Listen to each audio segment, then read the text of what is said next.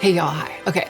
I feel like knowing how to thrift successfully or like gratifyingly and successfully shop for secondhand clothing is really important because the earth is being buried alive under a pile of discarded clothing. Clothing manufacture at this scale is not sustainable. And at the same time, what we wear and how it galvanizes our personal identity keeps us safe and comfortable, both physically and psychologically, and maybe even spiritually. What we wear is, for each of us, integral to our well-being. Fashion is the lived art form that everyone is forced to practice. So it continues to matter that we're able to practice it well, even as mass manufacture becomes less and less viable. And as I've been thinking about this, I've realized I'm excited to make numerous videos about the skill of secondhand shopping. And I'm starting with this one, which is kind of like a sharing of the adventure of shopping secondhand. I'm going to take you with me secondhand shopping in New York City and show you what I saw, what I tried on, what I bought, and perhaps most importantly, what I liked but didn't buy and why. Let's get into the meat of the video. I love the idea of thrifting in a place you visit, kind of as a way of like getting in touch with what the people there are wearing, selling, valuing, like what the people there think is cool. And a thrifted piece from a city that you visited, that makes a great souvenir. I did have some other work taking me to New York. I was going anyway, and I could have just gone by myself, but Joe and I decided to make like a little family trip of it and do some thrifting and some filming and make this video. So we took ourselves and our toddler on an adventure to New York City. I did have some goals in mind when I went to the city, and this is sort of like piece of advice number one for successful thrifting. I knew I wouldn't have a ton of time in each shop, partly because of my other work there, but also because of being there with a kid. If I had it my way, I would spend like at least 2 days going all over the city and spending as long as I wanted to in every single thrift shop at every price point in every neighborhood, but I knew that it couldn't be that way. So I had to have a plan. This was my plan. In general, I'm looking to add to my dress wardrobe. I was looking for dresses. When my style changed essentially a few years ago, or went through like a rapid evolution, I decluttered and sold pretty much all of my dresses because all of them were emblematic of the super colorful, frilly, kind of more maximalist side of my aesthetic that has since then quite taken a back seat. As I filled my wardrobe with, or really sort of edited my wardrobe down to more minimal, chic, casual pieces, I found myself focusing on pants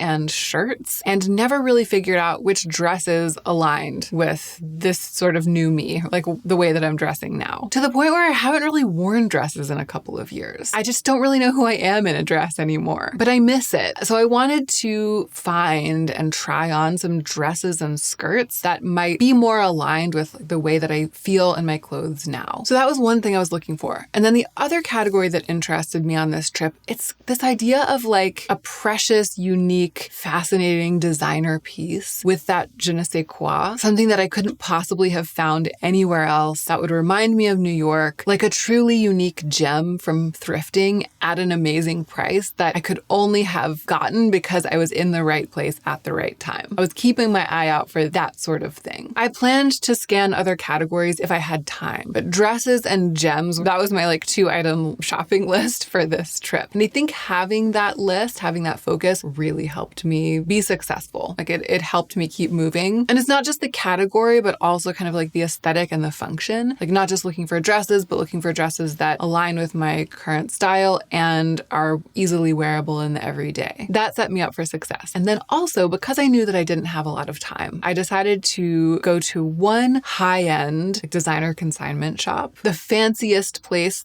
that I knew might still have something potentially that I might be able to afford if I found the right thing. And also one grungier and more accessible place that's more of a traditional thrift shop. So that was the plan that I pieced together on our way to the city. I'm going to show you some footage of us settling into the place that we stayed in New York. We got to stay at this amazing rental apartment that's available through blueground. Blueground hosted us, and they just asked that I share some of these images and kind of tell you about them. So this isn't technically a sponsored video, but more of a trade that I was happy to make because the place was perfect for our needs. So blueground, which I didn't know about before. It's really interesting. They have tens of thousands of apartments in almost 50 cities all over the world. And it's a cool system. It basically makes renting a furnished apartment long-term, like up to 2 years, as easy as booking a hotel. No long-term lease. It's managed in an app, but it's like to live there. So a great option if you wanted to like move to Lisbon for a year to see if you like living there, or to Los Angeles long enough to really get a sense of it, to put down roots, or if you have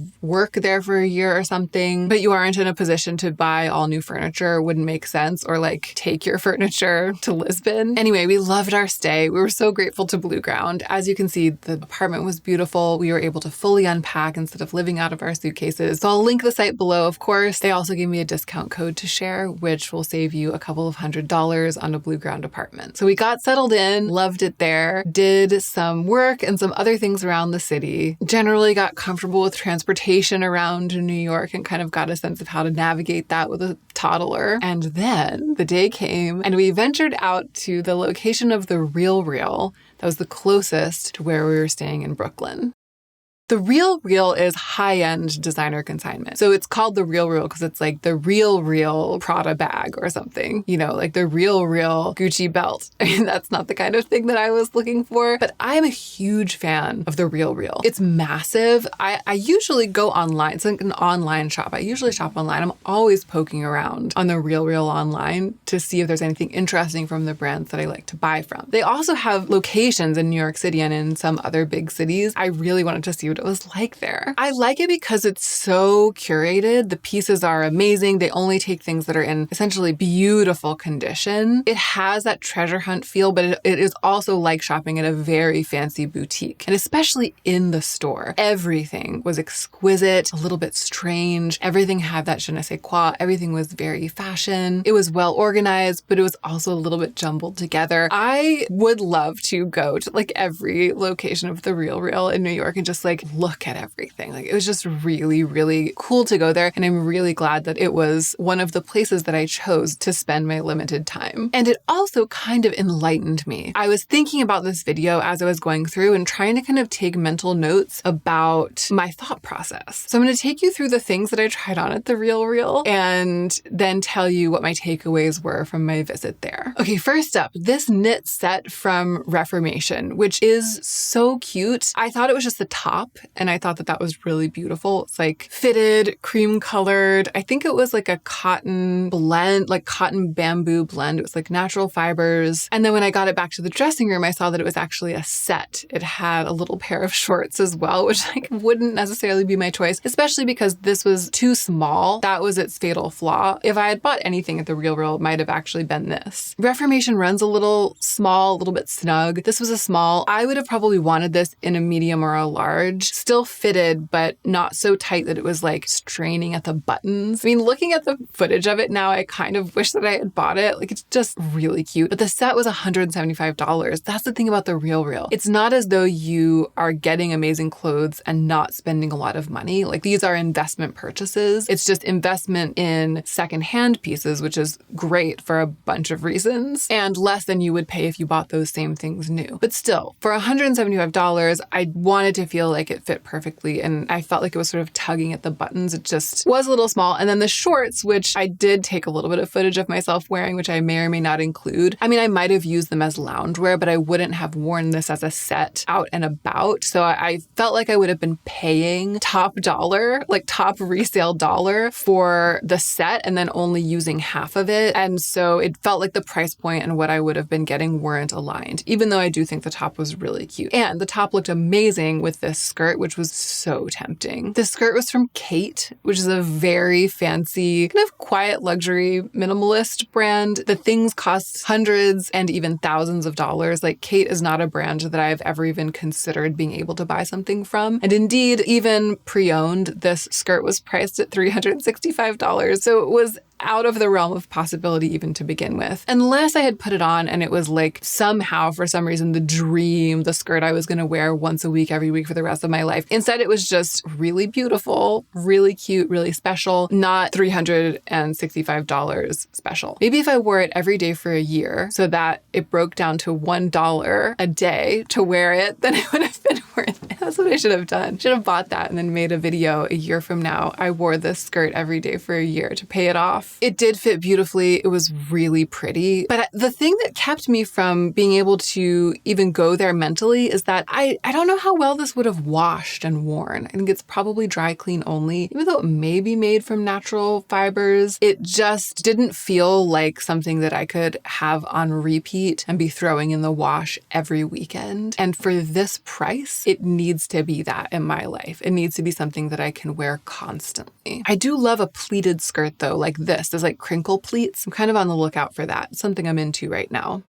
These pants are from Dish, which is an Australian brand that I kind of have my eye on. Really nice, flowy, minimal silhouettes, usually natural fibers. I really like these. They were linen, but they are lined and they were like a size or two too big. And the combination of those made them quite bulky around the waist. If these had been unlined, but a size too big, I could have made it work because it would have been like this drapey, flowy, oversized thing. If they had fit me really well, I could have handled the lining because then the silhouette would have been more sleek. But as it was, there was just too much extra material. These pants are the kind of thing I would usually totally go for in a situation like that, even to the tune of $155. But also the tag was on them from when the pants were sold. They were like new with tags. They were priced at $99 at Dish. And then the RealReal was reselling them for $155. And that kind of turned me off. I was like, what the butt? The RealReal? Are these pants in such high demand you could tack $56 onto their price? This dress is also from Dish. Really pretty. I actually found out later that this dress is still on the site. Like this is current season Dish. I really like this. It's this extra small, I think. And you know, if I were buying this online, I would probably buy like a medium or a large because I would want it to be really drapey. It still fit though. It didn't cling to my hips. Clearly the dress is designed to be oversized. I quite liked it, but not for $185. If this was in a normal thrift shop and it was $50, I would probably have bought it because this is definitely the kind of thing I was looking for. A dress that fits my current style, my current more minimal style. I didn't put it on and go like, wow. And so I decided not to get it, but it was kind of an almost there. Also, Joe was with me. He was unimpressed by this dress. That probably also swayed me. This dress, it's actually just like an oversized shirt to me, but it is, I think, supposed to be a dress. This I just tried on because it was such an interesting, heavy fabric. Okay, so this is $200. I had not heard of this brand, Agua by Agua Bendita, but I just wanted to see, I love rich textiles. I love textile forward things. I just wanted to see what this was like on the body. It sort of was just blah. It just hung there. It was so textile forward that it was almost like it was wearing me. It was just like this big, thick, chunky shirt. If money were no object, I would have loved to buy this and find a way to make it work in my wardrobe. Very editorial. I think I could have styled it well, but it just didn't check any of the boxes of what I was looking for. So I decided not to get it. And then this last dress, I knew that I wasn't going to buy it before I even tried it on for two reasons. One, it was very expensive. It was $465. Two, it was basically made out of like a plastic tablecloth.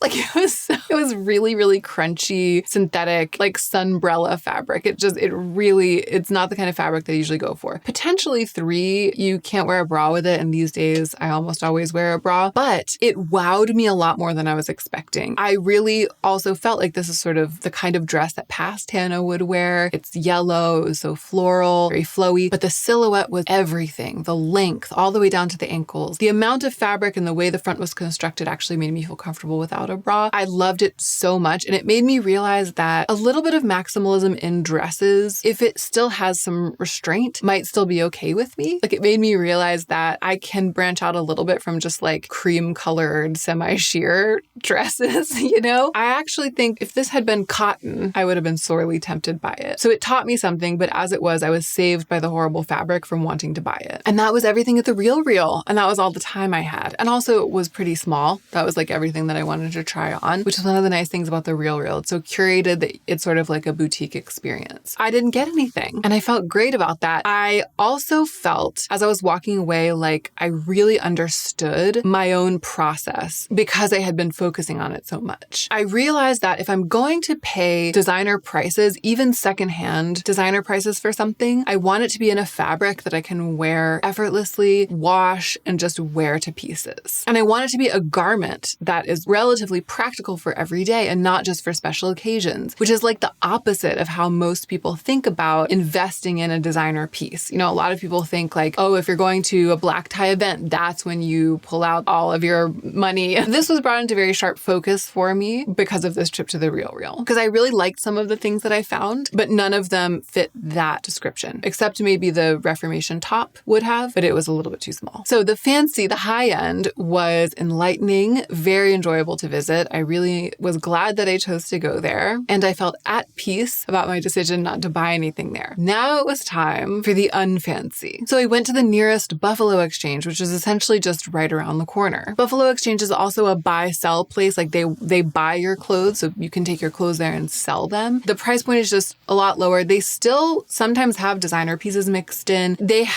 I was kind of curious about this. As I was going from the RealReal to the Buffalo Exchange, I was like, am I going to find anything at Buffalo Exchange that could have been at the RealReal? Or because they're so close together, are people just, if they could sell it at the RealReal, they're taking it there? But no, there were definitely pieces mixed in at Buffalo Exchange that could just as easily have been at the RealReal. But there were also a lot of things in less good condition than at the RealReal, a lot of real vintage pieces. It's just a much funkier, more garage sale vibe, much more of a treasure hunt because there's a lot more stuffed in. And the gems that you can find there are priced much lower than the things at the RealReal.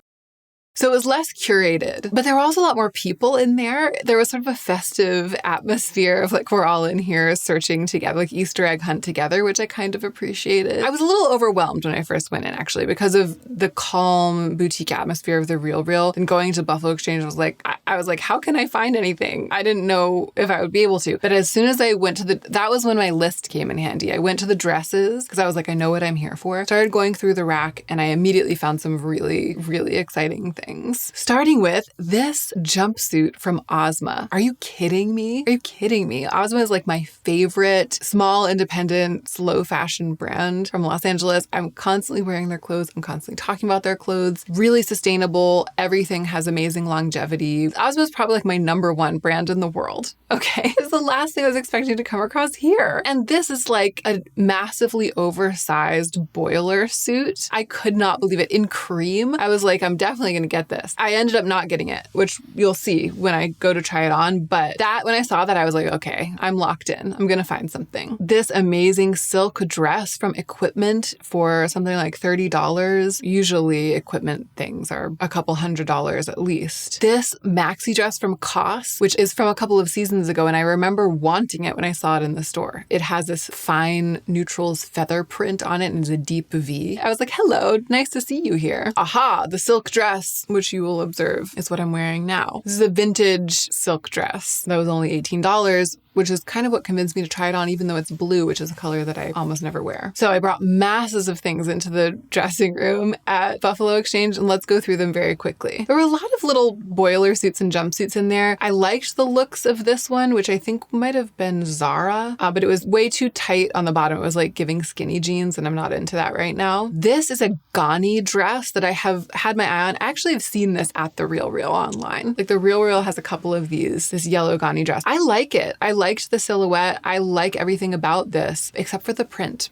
Like the black and yellow just wasn't doing it for me. That's why I've never been tempted to buy it from the RealReal online, but I thought I would try it on and see if on the body it sold itself to me, but it didn't. This dress I tried on because I could tell just by touching it that it was very high quality. I didn't know the designer. It was clearly a really nice silk. It was real silk. It had kind of an interesting, the design had nuance. There was just something about it. And while I was in the dressing room, I looked it up on my phone and yeah, the dresses from this designer sell for hundreds of dollars. I mean, it was like a very high-end designer. And this was was probably 25 or something. I can't remember, but it was totally something I could have bought. It made me feel a little bit, I don't know, it doesn't fit my current vibe. If the straps hadn't been quite so thick, or the waist hadn't been quite so fitted, or the length had been dramatically longer or maybe shorter, or the print had been all floral instead of floral and graphic, or all graphic, it was just too much altogether. And then the silhouette wasn't like clicking into place for me. It just wasn't quite right. But it was a steal. It would be a steal for someone for whom it did click into place. The COS dress. Look how good this looks at the footage. Like, I see myself in it in the dressing room and I'm like, Hannah, you should have bought that. It didn't fit right in the shoulders. It was like the V was way too low. It was too big. This was, I think, a medium. I would have needed this dress in a small. COS does tend to run really big. When I adjusted in the shoulders, it was completely gaping open in the chest. And when I adjusted in the chest, it was like falling off of the shoulders. It just wasn't something I could have comfortably worn. But you can see why I wanted it, right? When I saw it on the model originally, because this is the definition of the kind of dress that fits with my current style. It has some pattern interest, but it's definitely minimal. It's sleek. It balances sort of modesty with sexiness, kind of, in a way. Like, this is exactly the kind of dress that I'm interested in. So I'm glad that I tried it on and got a sense of that. You just have to believe me when I tell you that I couldn't have comfortably worn it to any occasion. In person, there was something wrong.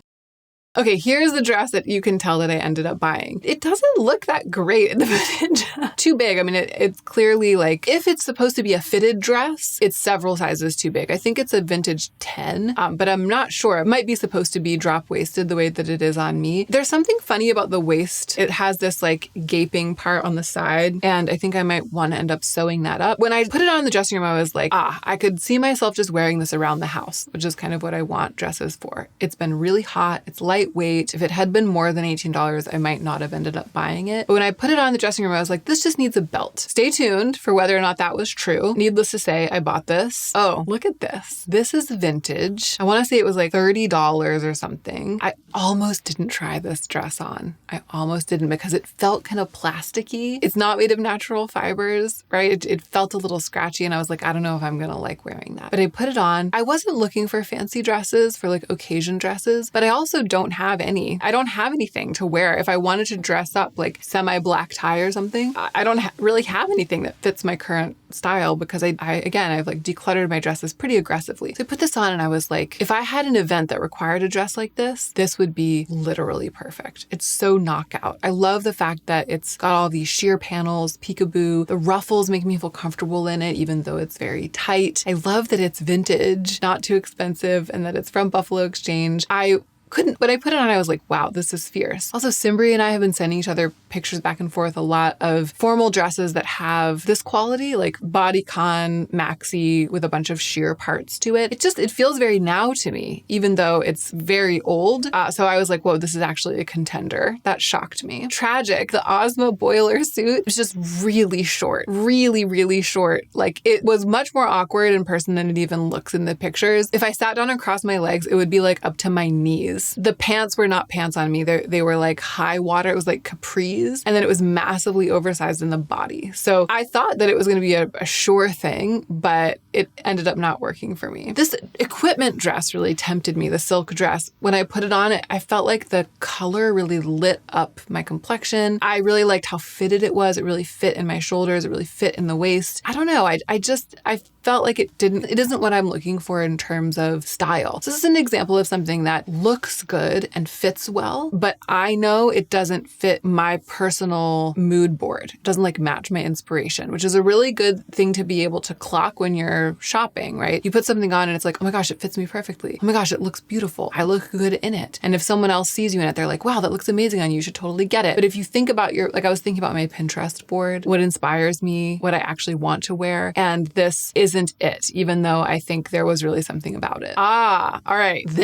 look at this pleated brown top. So this was a contender for the gem category, because this is I think it's Issey Miyake, right? This is the Pleats Please top. And that is a brand and a designer from which I have always wanted something. I saw it and I was like, oh my gosh, a Pleats Please top for $75, which is what it was. A lot for Buffalo Exchange, but not a lot for Pleats Please. And it was brown, it had texture, it had sort of this fuzziness about it. It fit well. It's like a piece of iconic design history. You know what I mean? And I was like, this is the gem that I've been looking for. This is the thing that if I'm just in the right place at the right time and all of this stuff. I was very tempted by it. I just didn't like how it looked. It just looked blah. I didn't get it. I didn't let myself get seduced by all of the boxes it did check, the concept of it, the theory of it, because there were some really important boxes that it didn't check, which was that I wouldn't have just like wanted to wear it in the everyday. I wasn't obsessed with how it felt and looked. It was a little bit uncomfortable. I just had to let it go. I had to take a moment and let it go. This amazing vintage dress that somebody had gone and sewn like little chandelier beads all over. It was just too big. Even though I have no reason to own this, I think I might have bought it if it had fit perfectly. This black top is from a brand that I had never heard of, but I looked it up in the dressing room and it was like a Scandinavian minimalist brand. And it looks like silk, but it was very heavyweight cupro, kind of a matte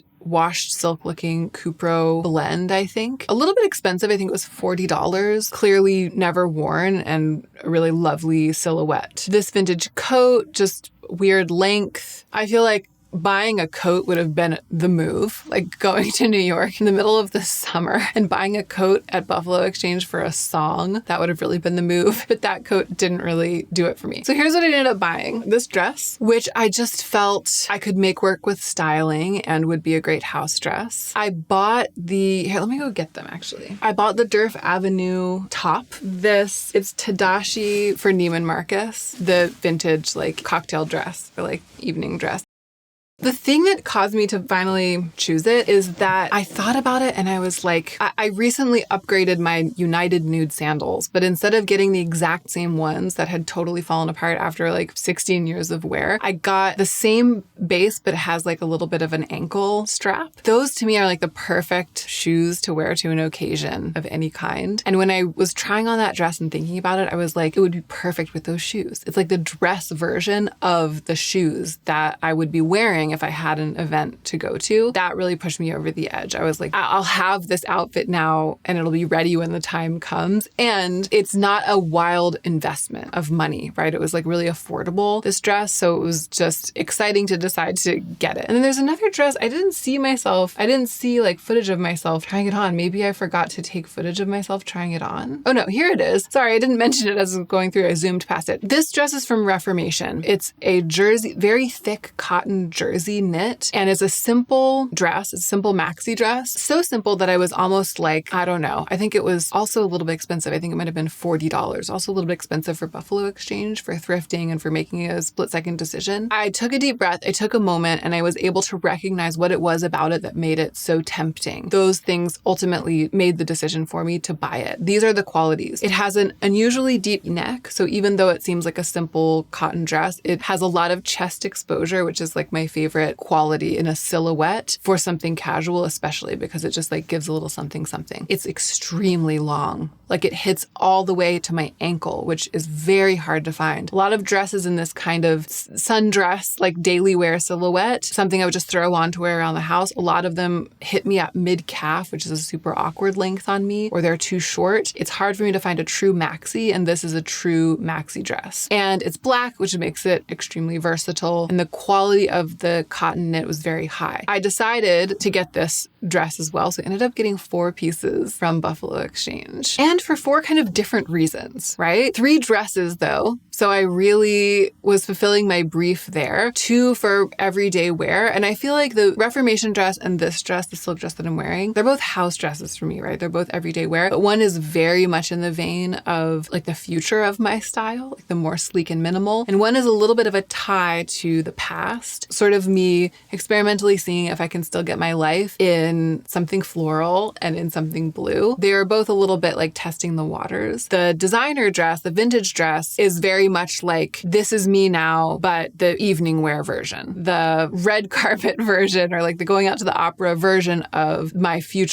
current and future style, which I was really gratified to be able to acquire for $30 or something. And then the top, the button-down top is just, that's the kind of thing that I already own a lot of. It's the kind of thing that I would buy normally, sort of a no-brainer. It was the easiest decision, but also the least exciting. So we went about the rest of our business in New York, had a great visit to the Brooklyn Children's Museum. I highly recommend that if you are traveling to New York with a child. Got to see a bunch of friends. And then we came home and I set about trying on and styling these 4 garments that I had thrifted and seeing what I could make of them in my daily life and in the closet that I already have. And the first thing I had to do was to put on the vintage dress with my new United Nude shoes. So you'll be able to see how those look. Those shoes, my reference of those shoes, that harkens back to my recent video about my most worn fashion pieces from over the years, because my United Nude shoes that were falling apart that I replaced with this pair were featured in that video. So I'll link that video in case you haven't seen it. Predictably, the shoes and the dress look amazing together.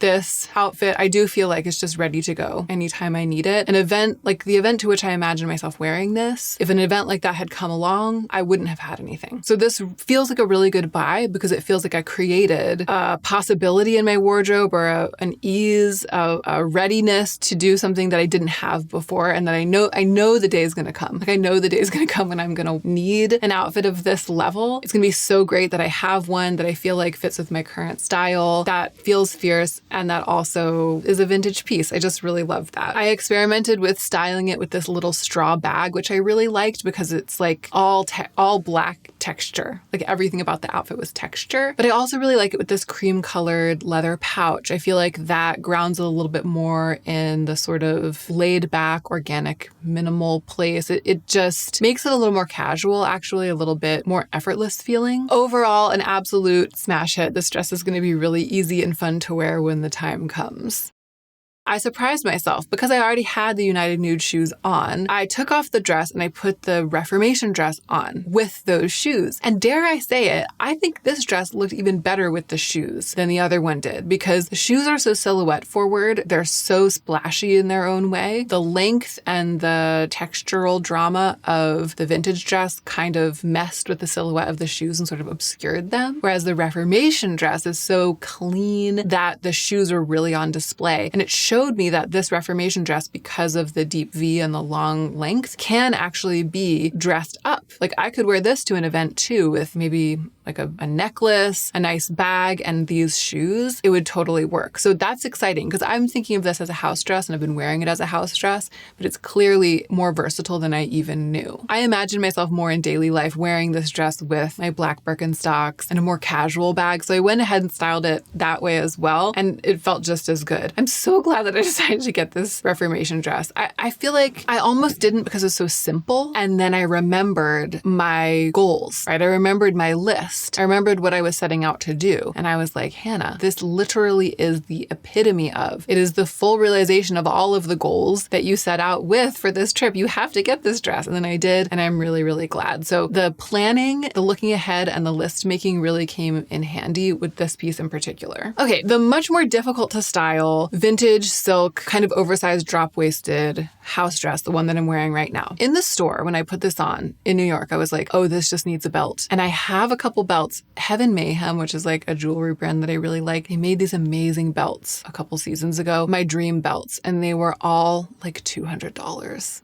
And I was like, I can't spend $200 on a belt. They recently had an archive sale clearing out their inventory of belts, and the belts were on sale for like $50. So I got a couple of them and I was so excited to put on a Heaven Mayhem belt with this dress. I thought it was going to be brilliant. It's not awful. Like you can see when I have the dress on and there's no styling at all, it's not right. The sleeves at the very least have to be rolled up. Once the sleeves are rolled up, it starts to look pretty great. Then I put the belt on. I just don't know. It's like the belt took it to this sort of slightly dowdier place for me. I was expecting the belt to really bring it all together, but it made it harder for me to make it feel like this looked great. I do like the way that everything ended up singing together in the full outfit that I styled for this. So I really like it's like a cream colored python belt with a silver buckle. And then the shoes also are like a cream and gray python. And then the bag also is like a faux leather another python, but it's burgundy. So it's like these 3 different colors of a similar texture, 3 different iterations of the same texture. And then the dress itself is also printed. So to me, the lesson here is something about the way in which a subtle maximalism can feel minimal, because I did feel really myself in this. I like all of the pieces individually, and I like the way that this came together. The thing that I realized that I don't like is what belting does to the silhouette of this dress. I thought that it needed to be belted, but I actually love this strange sort of, I don't know, it's like, it's a classically vintage thing that it has this delicate drop waist and this sort of light fishtail hem that flares out, this very long, loose torso. It's oversized, but without just being a tent because of the pattern, because of the way that it was made. Also, when it gets belted, it shortens it a little bit, and it shortens it to that slightly awkward calf length. When I let it be loose and oversized, it's really long on me. It's almost ankle length. That inch or two makes a huge difference. So I shocked myself by really loving the most how this looks when it's just the dress with the sleeves rolled up, the shoes, and the bag. I actually have been wearing it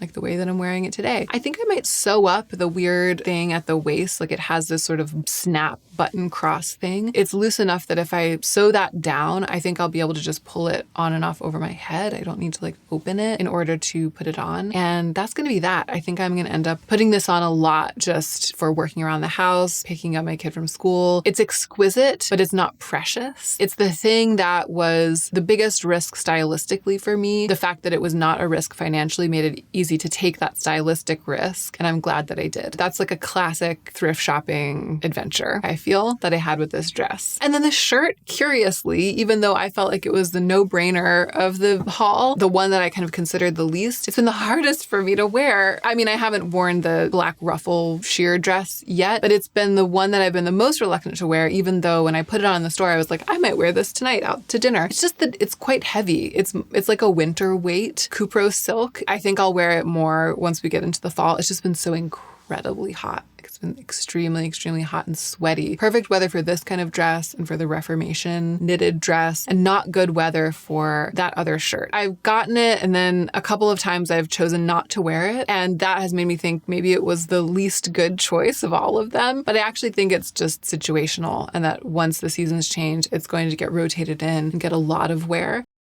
The other thing I've observed my relationship with this since I've gotten it home is that it's matte, but it's got a little bit of a sheen. And also the silhouette with like the vented back just makes it feel a little bit dressed up compared to the really utilitarian like linen and cotton button downs that I tend to grab every single day to wear with loose trousers. So that's another thing that has caused me not to wear it. It's more of like a wearing out to dinner, like an upscale dressed up version of the kind of thing that I wear in the everyday. So I look forward to seeing how it ends up integrating into my wardrobe. I have no doubt that it will, because it's just the exact kind of thing that I like to wear. Of all of them, it remains, strangely, the biggest question mark. But I don't have any regrets from this thrifting haul. I don't feel like any of the 4 is like the best thing I've ever thrifted, although the Tadashi dress is amazing. And you better believe I was like sending all my friends pictures of it. I was like, look what I thrifted in Buffalo Exchange in New York, because yeah, that is truly a gem in its own way. You know, it's synthetic, it's a little scratchy, it's still a very successful sort of meat and potatoes kind of thrift haul, an enjoyable process to kind of unpick it and take you with me and show you kind of everything that I decided as I was going through, and then what the fallout has been since then in terms of styling and trying to get used to having these new members of my wardrobe. So I hope that you enjoyed it, and if you did, maybe we can do this again, in addition to other videos that I'll make that are a little bit more, like less rambling and more essayistic about how to successfully shop secondhand. Thank you for being here. Thank you so much to Blueground for putting us up in New York. Again, check out their site. It's a cool thing to know about. I really appreciate all of you, and I hope you are taking extra good care of yourself so that you can be the most effective version of yourself as you do your work in the world.